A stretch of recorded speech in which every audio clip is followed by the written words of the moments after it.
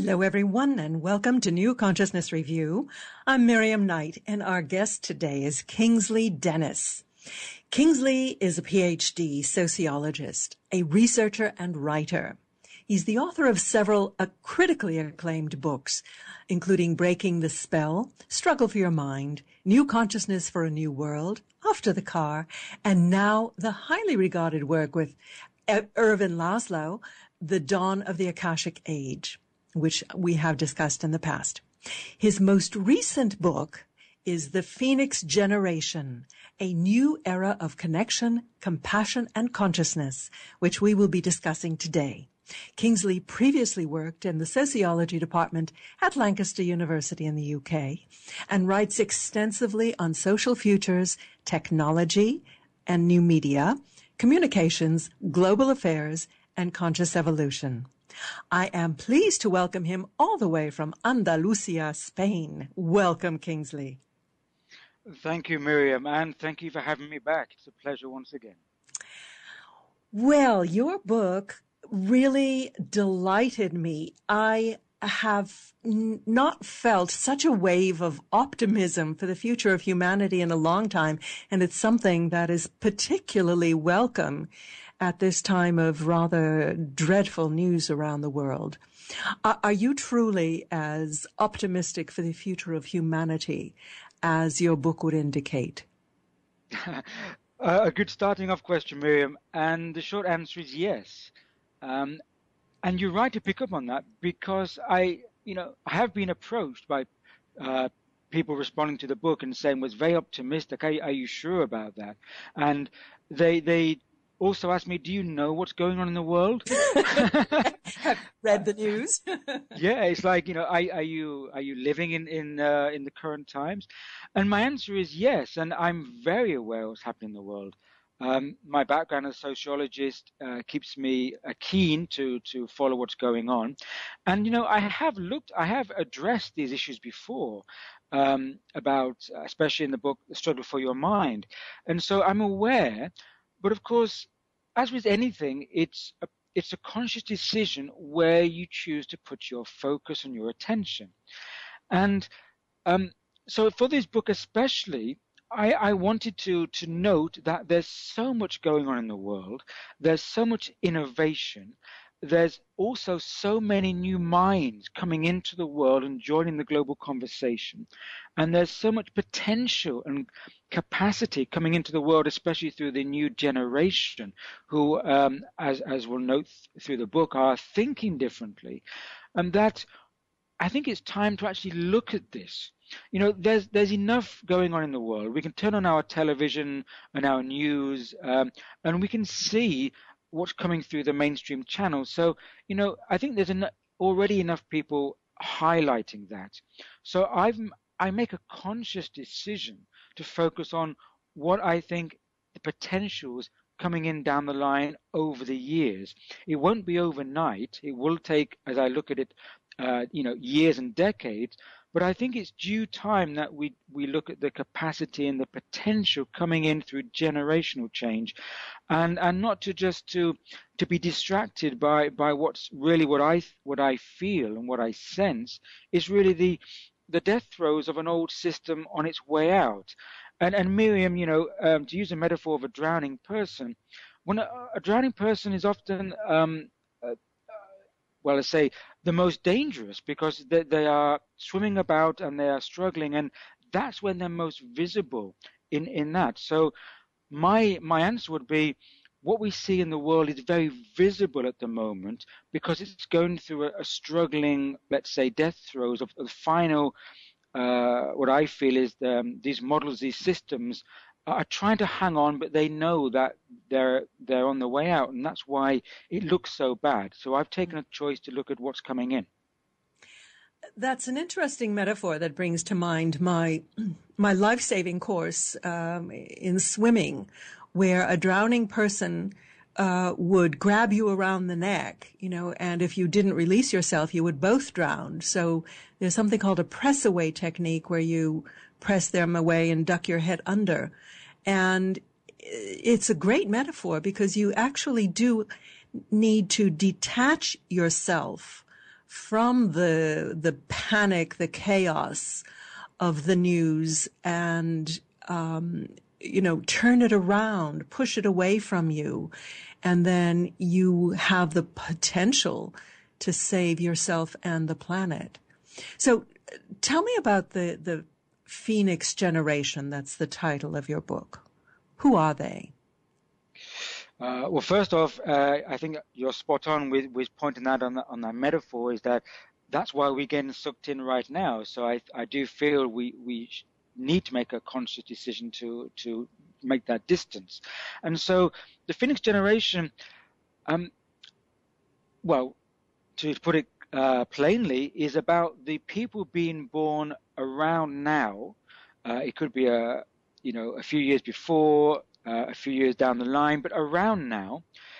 And they're coming into a world which is unprecedented because of where we are right now, in that we have a technological base. We have a time when the world is shifting from systems that were coming off the end of the Industrial Revolution and the older systems.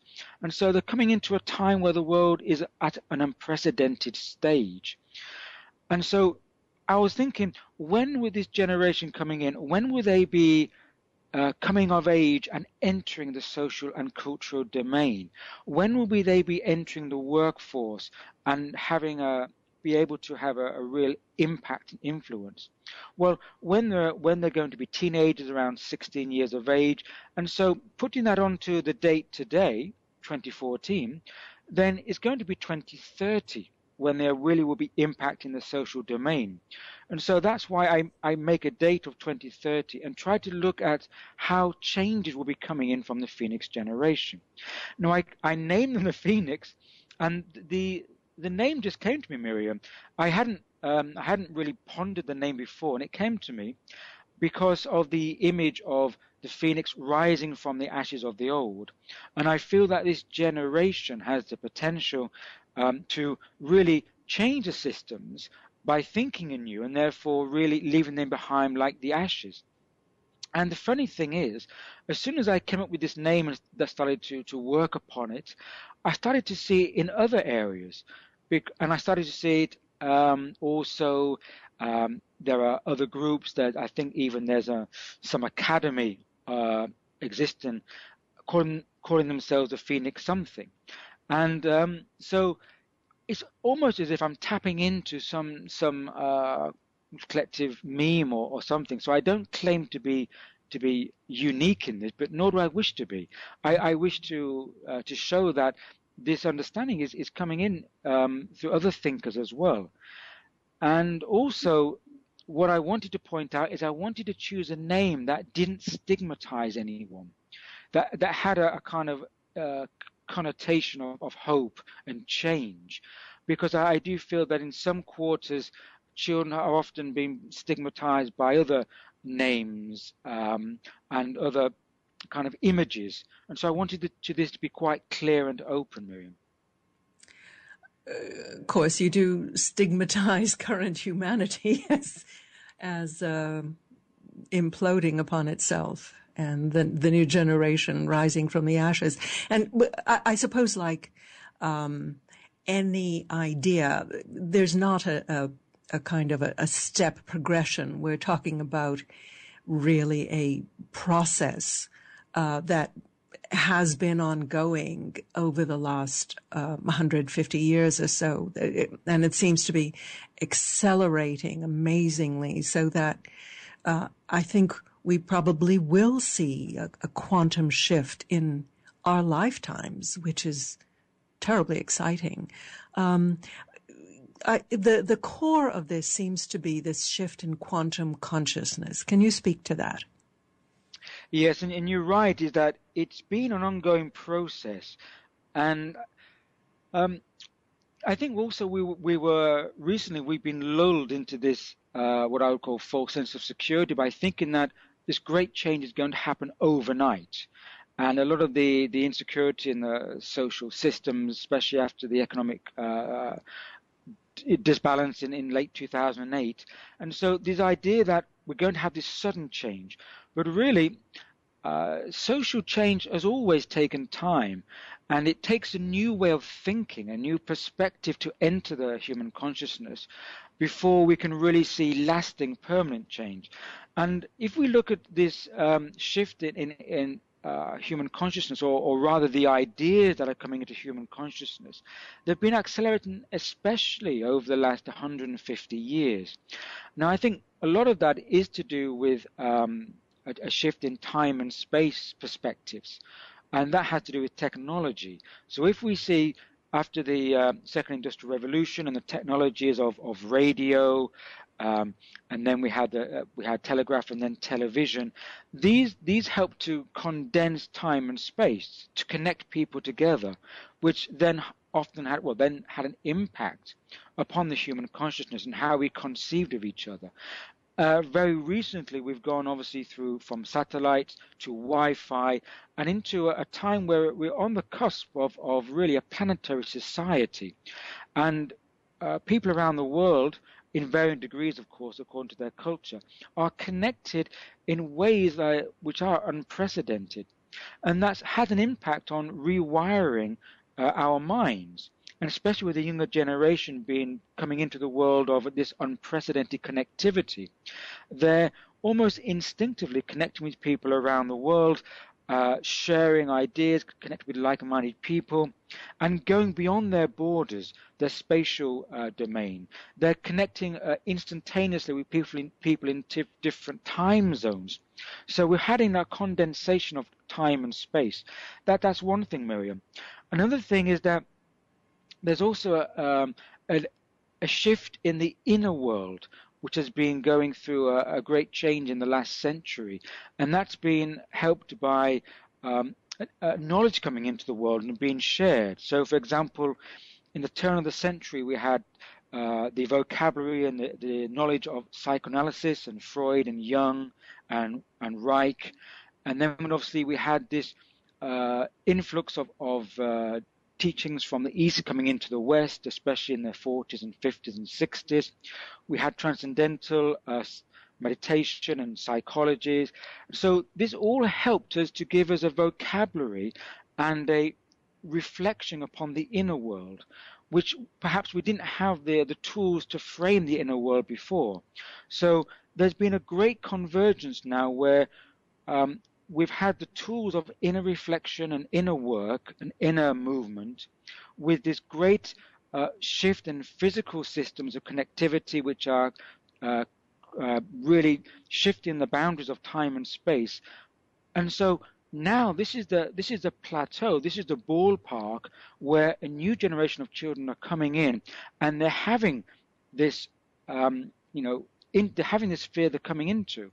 And so that really plays a foundation where consciousness has a potential for an exponential shift from that. So when you have this sense of being instantly connected, which is really being validated by the quantum sciences, and then I think we're going to have in the upcoming years a huge innovation in quantum technology.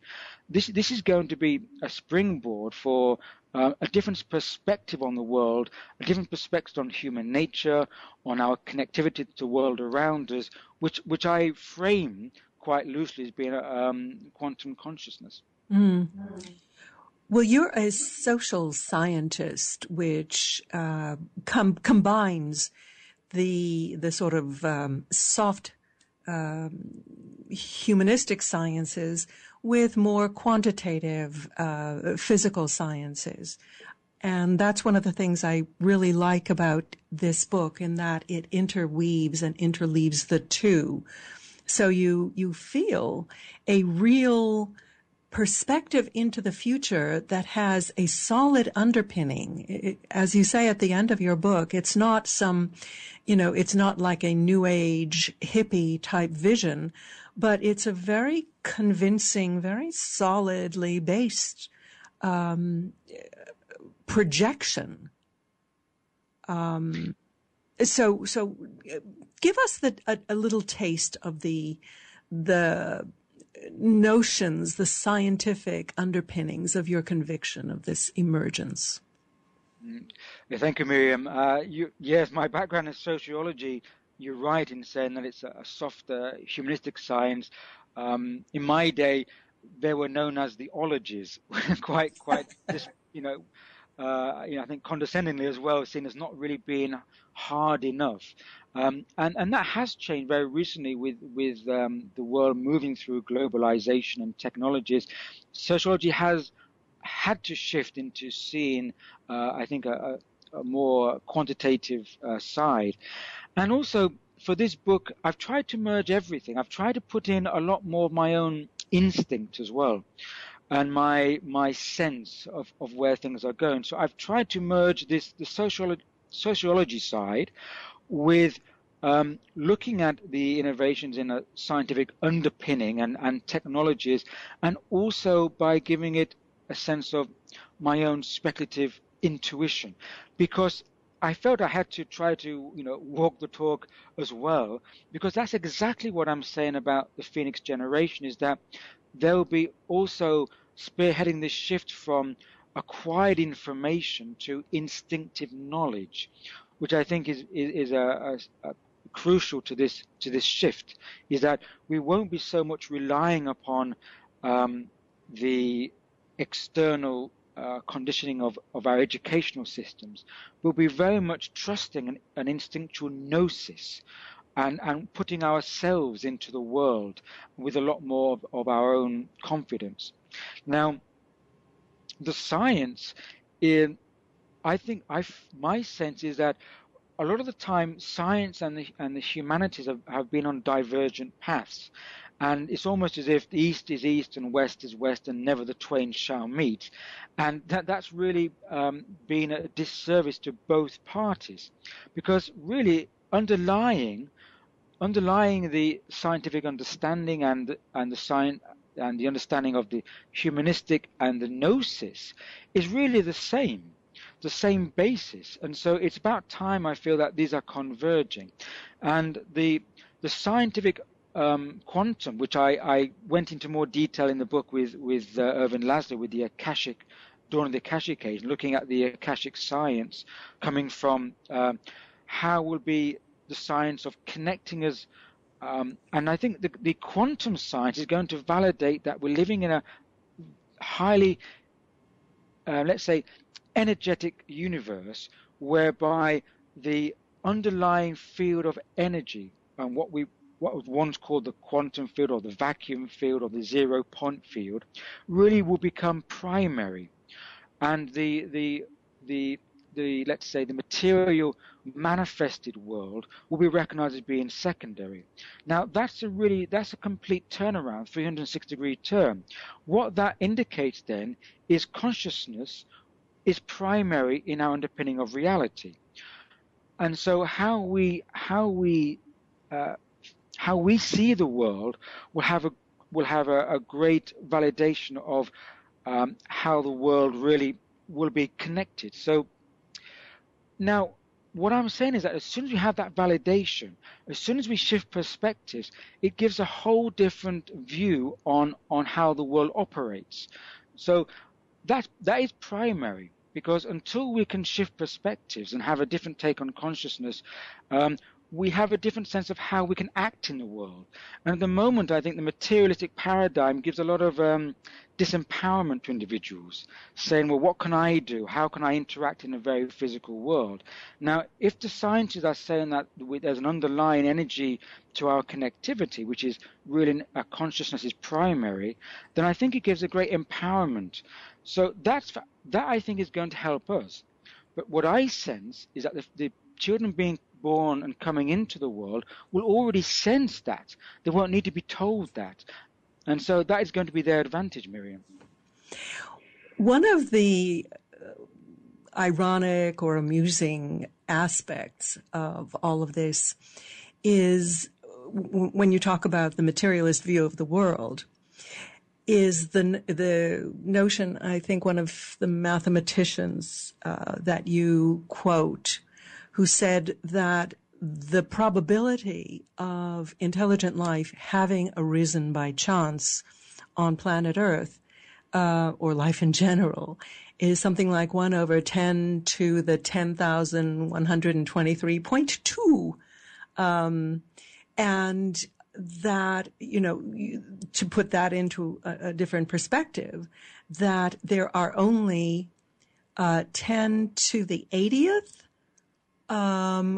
atoms in the universe, atoms of matter in the universe. So the religious perspective, the fundamentalist religious perspective, is actually starting to be validated and perhaps converging with the scientific perspective, in that there is an intelligence, there has to be, by probability, by materialistic probability, a consciousness at work in the universe.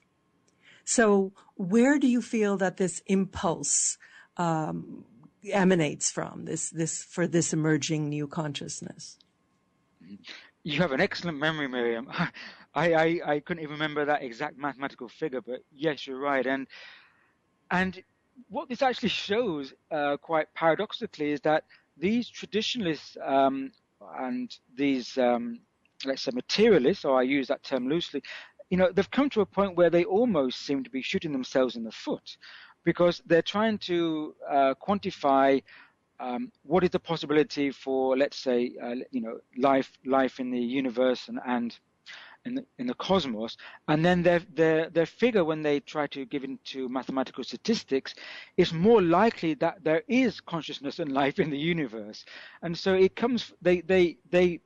come to a point where the materialistic sciences can no longer shoot down the consciousness paradigm, through their own tools, which I think is very significant, in that we've come to a point where human science has often said that consciousness, is not a primary manifestation in the universe, and yet we've come to this realization through human consciousness by creating human science.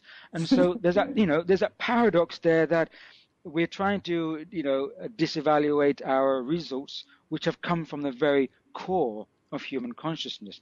And so, whereas before, I think it was the environment actually supported these material paradigms because they made sense. Everything made sense. The Big Bang made sense. The idea that we were really just an accidental anomaly hurtling through space on the back of a dead rock. If you put it that way, it doesn't feel right, does it? We just instinctively know that isn't right, and yet we've been brought up and conditioned through our own, let's say, science, because science has been the dominant paradigm. It's been the religion for centuries, really. But we've come to a point, and in all great social cycles, that the dominant paradigm has so many anomalies, so many holes in it, more holes than a Swiss cheese, that it can no longer stand up.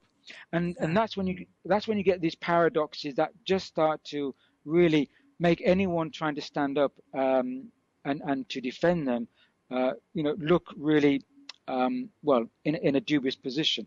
And that's the point. That's the point today, Miriam, which I think is wonderful, because it's showing that we have to shift, because the anomalies are outweighing the traditional notions, and that's when great change comes in. That's when moments are flexible for having the new worldview to come in. Now, one of the points you make is the difference in the balance of masculine, feminine energy. Can you expand on that? Yes, and for me that's an important point. Because again, just like science and humanistics, often the male and female energies have been seen as being one fighting the other, one dominant than the other, which has been. And so, but this again is still looking in terms of duality. What I sense and what I write about and what I feel is coming, and which will be emphasized and manifested by the Phoenix generation, is that there'll be a greater balance between these energies. And when I say masculine and feminine energies, I'm not looking at roles or genders, but really the what the nurturance that comes through these energies, the values that come through these energies. We call them masculine and feminine because predominantly some of those values have been espoused by some roles more than others. Now, what I call the feminine energy is one that is it's a collaborative. It's one that seeks connection. It's one that seeks compassion and development through coming together. And one way to look at it is looking at in terms of a circular nature, for example, if we have to use vocabulary. Now, the internet is a very distributed system. It allows collaboration, it allows communication. People are coming together and discussing, almost like circles of people coming together, whereby in the past, the model was very much hierarchical and of power coming down from the top to the bottom. And for me, was a very masculine energy, whereby knowledge, information was compartmentalized and passed down, whereby collaborative sharing and even multitasking, I feel, is a very feminine energy. And also, it's not goal-orientated, whereby, again, the past structures, I feel, were very masculine, goal-orientated. These values are process-orientated, whereby we work through a process, and the result will come through how that's developed, rather than having a set goal which is fixed and linear. Mm-hmm. And I sense that. And I do feel that a lot of these roles in politics and business and finance really do need these energies to come through. And my sense is that many of those of the Phoenix generation, many of the, especially hopefully the young women growing up, will take those roles in business and finance, and will actually put energies into those systems and be the change. Because I don't feel that we need to do away with these systems. Economics is essential, politics is essential, but it's the way they're run which needs to change from within. And so the Phoenix generation will be coming into those systems and changing them from within, rather than trying to be the old masculine ways of trying to break them down by beating them from without. And that's a very different way of looking at things. Well, the impression I got from your book was that empathy was really quite central to the feminine aspect, permeating or starting to permeate education and health and so on. It's really getting versus the masculine impulse of domination, of exerting power. And when you describe it, how it plays out in things like, say, health and the media, it really was very persuasive. I think the younger generation really is embodying this collaborative, empathetic approach. You mentioned some organization created by youth. Is it web-based? Yes, that was Generation Up, which now call themselves Gen Up. And yes, I mean, they're one example, and they're trying to develop new styles of leadership. The co-creator of Gen Up is Joshua Gorman, who I've been in conversation quite a few times. And, it's very inspiring to listen to these people. And because empathy comes through really connecting and communicating with other people, and that's really been helped a lot and assisted through, of course, through global communications, which I feel has been rewiring the brain. And in fact, neuroscience and the understanding of neuroplasticity, whereby they say that neurons that fire together, wire together, which means that if we're using new technologies and new ways of communicating with people, then we use the brain in a different way. And connecting with people and sensing what they're going through automatically, because we are human biological creatures, we have empathy inbuilt within us. It's just perhaps previously it hasn't been triggered or facilitated to that degree because we were very much in a hierarchical power play and more isolated environment. But now, seeing the plight of others, seeing that really we share a common humanity. And what's also very worthy to note, Miriam, is that now in the Western world we're very much connected, but still it's only let's say a smaller percentage of the global community who are online. Now, in the upcoming years, the greater percentage coming online will be from those we've considered the developing countries, and it's actually been seen that from now to 2020 there could be as much as 3 billion new connections in the developing world. Now, those connections will mainly be coming through younger people who are tech savvy, who have the need to connect and will be learning these connections. Now, these, I mean, could be billions, but certainly millions of new, young, innovative minds coming into the global conversation, reaching out to other like-minded minds across the world and many in the Western world. This connectivity across cultures, across ideologies, across backgrounds is what is going to trigger this empathy which is a common humanity, which then really does touch the human heart and the human instinct. That, I think, is going to spearhead a lot of new groupings come together, people wanting to create organizations, especially amongst the youth. And because the young people across the world, they don't want war. They want the same thing. They want peace, whether in the Middle East or Southeast Asia. They want peace, and they want to develop their communities. They want to develop their futures. And so this is going to override, I think, the power play, which is mainly coming through the old guard, wanting to maintain their structures, their colonial power play, their businesses. But the young people, they don't want that. They want to connect across those ideologies. And that is a great wave of empathy, which I feel is going to be one of the major evolutionary drivers in the next, certainly the next decade and to 2030, Miriam. You mentioned at the beginning the analogy of a dying civilization going into chaos. This is what brings to mind what's happening in the Middle East with ISIL or ISIS. That it seems to be the sort of frantic last throes of this super masculine, power-driven, fear-driven, I should say, energy. Do you have a sense that there is an opposition that will become vocal to it within these societies? That's a very good question. And when we look at what's going on in the world, we see that it's really a result or what's often called blowback. And that's a CIA term for really the result coming back from our own actions and consequences.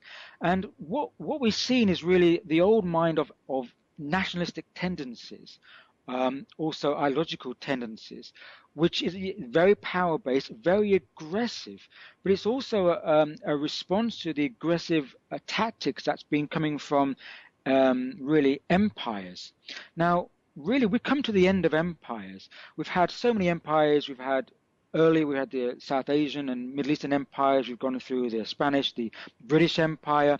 And I feel that we're on the cusp of the American Empire because the world is a completely different playing field, that no longer can there be an empire, because an empire exists when you have a hegemony or one dominant player which completely overrides the rest. Now, we can see that already there's changes there with, let's say, the BRIC nations, with Brazil, Russia, India, China, South Africa. They're creating their own currency. They're creating their own collaborative projects. They want to finance development in their own countries and in developing countries. And because of this interconnectivity, there can no longer be one global player. So what we're seeing, I think, is really the end game of the age of empires, the age of colonialism, and the age of this very masculine control, competition, grab. And so what we see is like the IS and these aggressive players really, they're the end point of I say what's been happening for decades or for centuries. So we can't expect it to happen overnight. But when the conditioning of these systems, these mindsets starts to go on the way out, and the younger generation instinctively won't buy into this nationalistic empire model, then we'll have a new consciousness coming in which won't support that. And really, any kind of aggression needs support, whether it's a fundamental aggression, a terrorist aggression, or a nationalism. It needs support. And when you take away your support base, then you lose your power to act in the world. And so what I see is that the Phoenix generation are going to be the first wave en masse. We've had change agents, we've had great revolutionary thinkers all the way through civilization, but they've been often a minority. What I feel is that the younger generations are going to be the first generation en masse to come into the world with a real new consciousness, with a new platform of technological and empathic change, and they will start to really change the playing field. And so the old guard won't have much an option but just to really shout and wave their, wave their banners and wave their batons to a dying audience, and eventually they will be on the way out. But it will take time, Miriam. Mm. Well, as you know, since you were my book, What Wags the World, plug, so many people are having conscious awakenings at this time, and they are somehow reaching into what you call the gnosis, the direct connection with the quantum consciousness. And you make a very strong case for both the anecdotal evidence for the reality of this ability, as well as the sort of logical reasoning that it must be happening. Share some of that with our readers, listeners. Yeah, and that is why, for me, it feels inevitable. Now, when I read through the other contributions to the book, What Wags the World, that you put forth with Julie Clayton, that I sense that there's a commonality between people's waking up. There may be slightly different triggers or different way we frame it, but you can see a commonality because that is what is there. Between that connects us all. And so I see that in the world, talking to people, seeing these new organizations, these young people. And when I see, again, the long view, as opposed to these systems on the way out, then it really is not a case of being a Pollyanna, which some people may say. And now, when I have conversations with people in the past, and maybe even a couple of years ago, I sense a great change from then and now. Now, a decade ago, it was almost impossible to speak to people on these subjects of this transition because nothing had really happened in the world, no crisis to really show enough of this wake up. So these change agents, I think, were few, and also they didn't have a platform to connect and share their stories of awakening so in such a way that we have today. So it was more difficult to validate our personal awakening with others.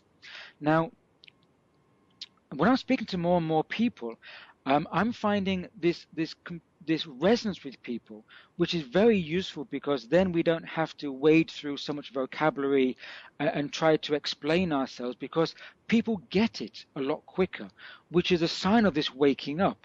And when I see younger people and I speak to them, I sense that they get it straight away. In fact, they look at you and they, it's like you're talking about the new age, but really it's the new normal. And maybe in a few years, Miriam, we won't have to talk about consciousness or even use the word spirituality, because these understandings will exist and we won't have to try to point them out or frame them. It'll be a sense of instinct. Now, as I mentioned in the introduction, or in fact the opening words of the book, I said that maybe those of the Phoenix generation won't be even reading this book. Really, it's a book for us, what I call the bridge generation, because we're going to have a more difficult time of it, perhaps, in the sense that we have one foot in the world now, or the old systems, and those of us who are waking up and sensing this change have one foot in the world which is coming in, and that's where the disruption is. As if you throw two pebbles into a pool and you get waves rippling out from each pebble. When they hit, they have the interference. So I feel that we're going through this wave of interference now, which may be disheartening to some people, seeing that the disruption in the world, etc. But I'm saying that I feel that this interference, this wave of disruption, is actually a sign of the new energies coming in, which are hitting the energies on their way out. So in fact, it's a positive sign. And when I look, and if you do your own homework and scour the internet or look at the groups doing a great change. I mean, in the West Coast, in California, in America, there's groups doing great environmental change. There's food markets coming up, people starting their own gardens and deliveries, people working on youth leadership. There's so many groups coming up that this, for me, gives me hope. And so when you put that into let's say this new thinking and awakening which is coming in, for me it's inevitable. And so I don't think I'm a Pollyanna. I don't think I'm being unrealistic. I'm being realistic by saying that it's going to take time, but this disruption is not a sign of chaos being dominant, but rather the reverse, a sign of the interference put into play by the new thinking coming in. And when you see it from that perspective, I think you start to pick among things and see the world in a totally different light. And that's where I'm trying to come from. You say for the first time that humanity will begin collectively to engage with its evolutionary purpose. Now, how would you describe our evolutionary purpose? Very good question, because that really is the crux of the matter. In that, again, I speak from my own sense and my own intuition. And for me, the development of human consciousness as part of a developing world, as part of a bigger picture, a developing cosmos, is primary, is fundamental. Now, of course, the word evolutionary still has a lot of baggage coming from Darwinism, and again, the old mind duality. If you have Darwinism, the other side of the coin must be creationism. Now, I'm not entering that argument. I'm not saying we have creationism or Darwinism. My sense is that we do have a movement towards a greater awareness. And in human terms, it's a consciousness, which through that awareness allows us to see our place in the world, and therefore also a place of our world in the bigger picture, which is the cosmos. Which is why I named the final chapter in the book, Normalizing the Multiverse. Now, if you look at science, scientists said we had first one universe, which was created by the Big Bang. Now, latest science and even the physicists are saying, well, the models that we have now say that our universe is a part of many universes. We have multiverses. And those multiverses may be part of other dimensions, maybe as many as 12 dimensions. Now, I wouldn't even put a figure on it, because to say there's 12 dimensions is very human, to put a mathematical figure, 12, 13, 5, it's still the same pie. But what science has shown us is that scientists are willing now to move from a one universe model to a multiverse model to a multidimensional model. So it shows you that we are advancing or moving in that area through awareness. Now, the more awareness we have, and the more that we are consciously aware of our reflection and our participation in the world, we can align our lives and we can live in that understanding. So I say it's precedent for, and maybe the first time in recorded known history, that we have this awareness of our place in the world, rather than seeing the world as being very a closed system, being a vacuum, life being an accident, and and are going through our lives without meaning. So I also feel that this sense of meaning, and what I frame in the book as the calling, will be our awakening of our human gnosis, our instinct within us that we are part of a living universe of great meaning and significance, which I feel will reflect back and give us a sense of significance and worth of the human being. So although the human being may be a small, small part of a great multiverse or great multidimensional reality, each human being has great meaning because we can be aware that we are a sentient intelligence within a greater intelligence. And that meaning inevitably must push us forward towards wanting to nurture and further life in all its aspects, whether it's life of nature, life of the cosmos, and life of the human. And that shift of consciousness will be a game changer in the years ahead, Miriam. It also puts a different perspective on the fiercely held thought paradigms that box us into confrontation with others, whether it's on the political scene or the religious scene. When you put it all into a cosmic perspective, these considerations sort of melt away into insignificance. One of the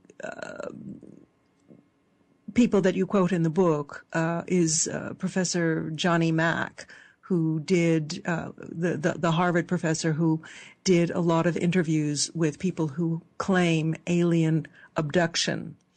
I thought that the perspectives that the people received and reported afterwards were very telling, and hopefully a harbinger of the Phoenix generation who will arrive at these more organically.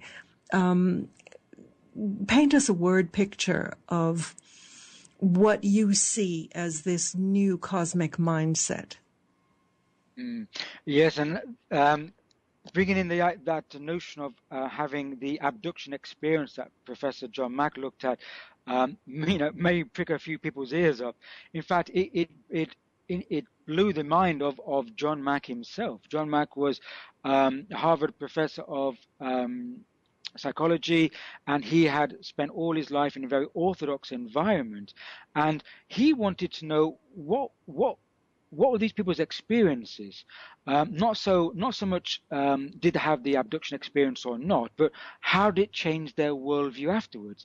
And when he documented the experiences of these people, the results were so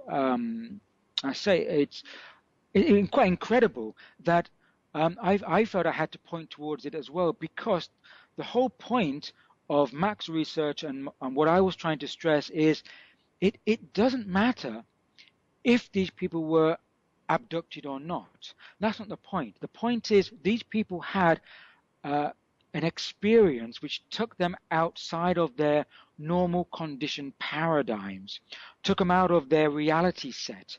And the result of that was they had almost a cosmic consciousness, to use the phrase that Richard Buck talked about in his classic Cosmic Consciousness. And so they'd almost gone through a kind of a mystical experience. And also the same with people who went through NDE, near-death experiences. And I pointed towards some of the work of PMH Atwater, who I've also been in conversation with. And people who have these experiences, now again, it's not a question of was it right or wrong, were they true? The point is, how was their consciousness affected through their experience? And their experiences were almost, let's say, they came back with a very similar point of view, in that we are part of a living cosmos, we are part of an energetic environment, and we are part of a movement which takes us towards greater awareness, a greater connection with our living cosmos, and a greater future for humanity. And these were positive, despite the conditioning of fear from what they went through, leaving their bodies, for example.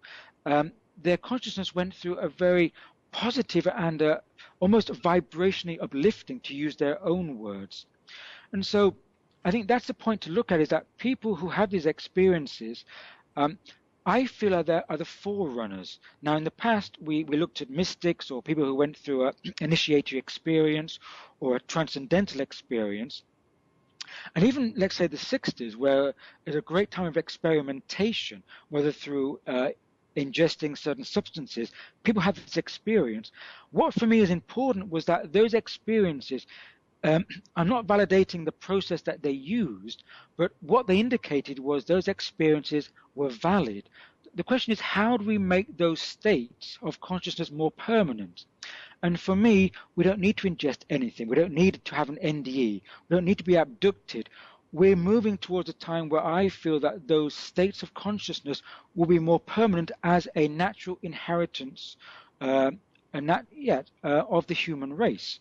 And those indications were the forerunners, but the Phoenix generation will start to bring in that understanding and hopefully make it a more permanent fixture. So that's why I felt it was important to touch upon that. Well, all I can say is that when I came to the end of your book, I really had this image of standing up on the platform and having all these masses cheering for humanity. I mean, it was so uplifting. Oh, I'm glad you felt that way. And I went with my own instinct and trust, and I feel the same. And people may say, yes, it's never going to happen.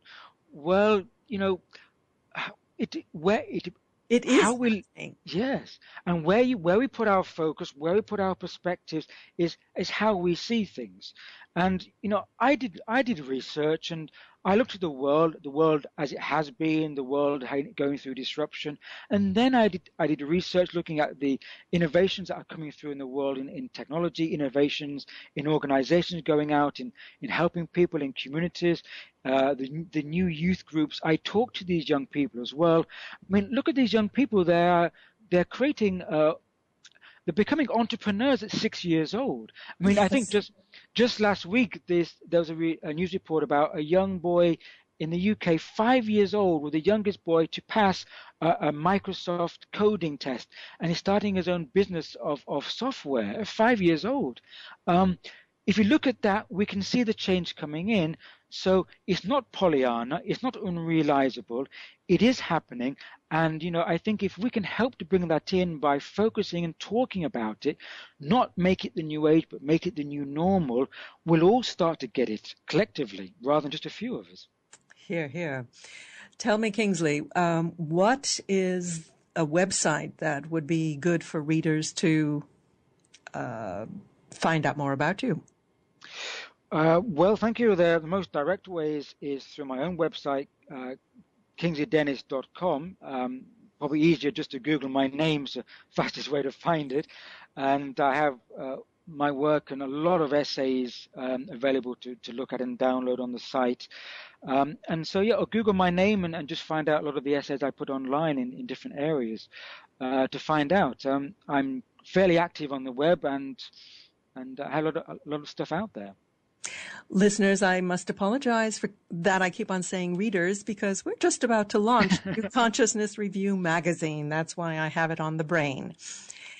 Anyway, and you can find out more about our magazine on ncreview.com. Kingsley, I want to thank you so much for being with us. Your book, The Phoenix Generation, A New Era of Connection, Compassion, and Consciousness, really deserves to be in everybody's Christmas basket. If you want to give a gift of upliftment and positivity and optimism, that's the one. The Phoenix Generation by Kingsley Dennis. Kingsley, thank you. Miriam, it's been a great pleasure for connecting, communicating, and having this great compassionate and passionate talk. Very much appreciated, and thank you to everyone who's listening. And thank you, listeners. See you again next week. Until then, this is Miriam Knight for New Consciousness Review. See you then. Bye-bye.